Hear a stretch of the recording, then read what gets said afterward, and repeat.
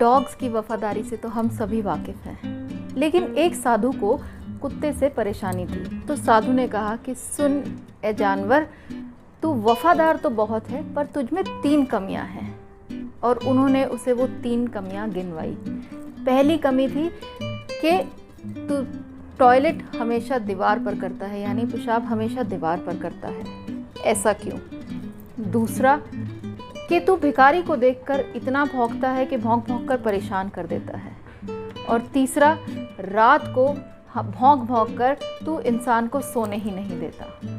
तो जानते हैं उस डॉग ने अपनी पैरवी कैसे की, और अपनी पैरवी करते हुए उसने कैसे उस साधु की आंखों को खोल डाला।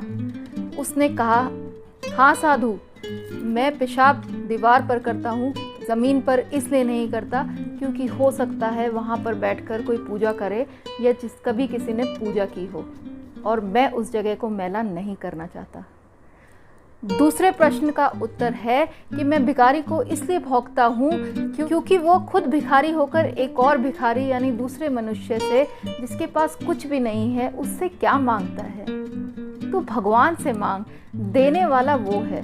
हर मनुष्य भिखारी है और भिखारी भिखारी से नहीं मांग सकता।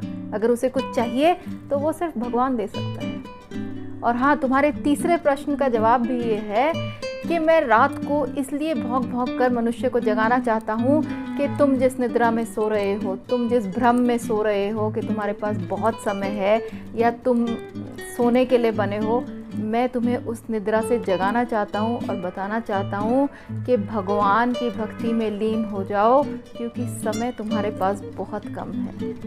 तुम्हें देने वाला भगवान है और तुम उस भ्रम में हो कि तुमने कमाया है।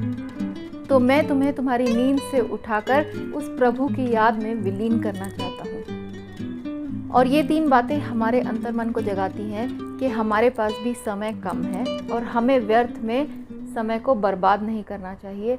हर चीज़ को, हर पल को, एक एक क्षण को महत्व देना चाहिए और जीवन में सांसारिक सुखों को छोड़कर भगवान की भक्ति में लीन हो जाना चाहिए।